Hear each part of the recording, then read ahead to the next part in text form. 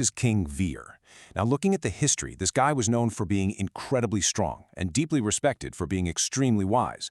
You'd think, okay, he's the absolute perfect leader, but he had one giant, unavoidable problem. He was incredibly forgetful. And I'm not talking about misplacing your keys. I'm talking about next level, totally baffling forgetfulness that would leave absolutely anyone scratching their head. Section 2. Funny mistakes, big problems. At first, this forgetfulness just led to some pretty hilarious moments. You can imagine the daily chaos the palace staff had to deal with. I mean, just look at his daily habits. The guy would wake up and completely forget to brush his teeth. Or, get this, he would finish eating a massive royal feast, wipe his mouth, and immediately shout, "Give me my food," because he honestly forgot he literally just ate. And this brilliantly illustrates the real issue. He would even constantly lose his own royal crown. Just picture a king wandering the halls, asking his completely baffled ministers where he put the most important object in the kingdom. It's like a bad sitcom, but as we'll see, the laughs really didn't last forever. Section 3. The Kingdom in Crisis.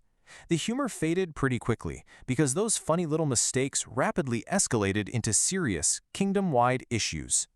Let's actually look at how this builds throughout a single day. In the morning, he completely missed highly important royal meetings, which meant critical decisions just simply weren't being made. By the afternoon, he forgot to give orders to his soldiers, leaving the kingdom's defenses entirely unorganized. And by the evening, he completely ignored the problems of his people, simply because he didn't remember to listen to them. The work of the kingdom completely stopped, the people were confused, frustrated, and the entire state came to a grinding halt. Eventually, the reality of all this crashed down on King Vir. Remember, he wasn't a bad person. He was wise and strong.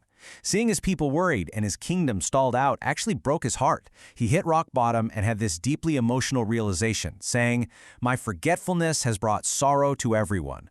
He finally realized his personal habits were directly hurting the people he cared about most. Section 4. The Wise Man's Secret. Just when it seemed like the kingdom was doomed to be stuck in this standstill, a glimmer of hope arrived.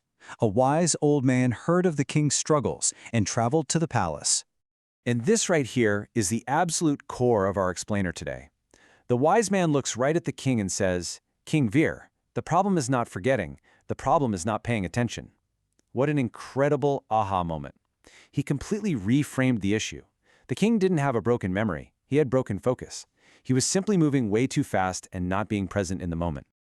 Section 5. Practice makes perfect. With this newfound understanding, King Vir was finally ready to change.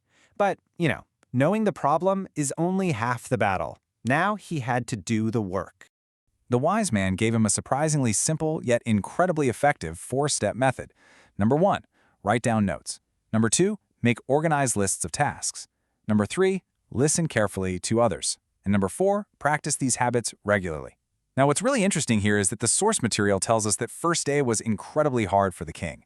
It was a massive struggle, but he kept trying. He forced himself to use these tools, he started paying attention, and slowly but surely, that fog of forgetfulness started to fade.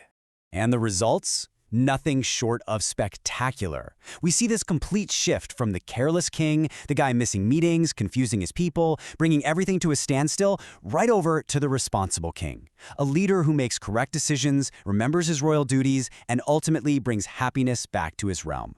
Because of his new habits, peace and order made a triumphant return. King Vir finally understood the truth about himself. He said, "I wasn't weak, I was just careless."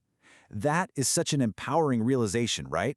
He got that his past struggles weren't because he lacked ability or intelligence. It was purely a lack of focus. Once he fixed his attention, his true strength and wisdom could finally shine through. Section 6. The Lesson for Us. So, what does the story about a forgetful, crown-losing king mean for all of us watching today? Well, the crucial point comes down to the exact formula that saved the kingdom.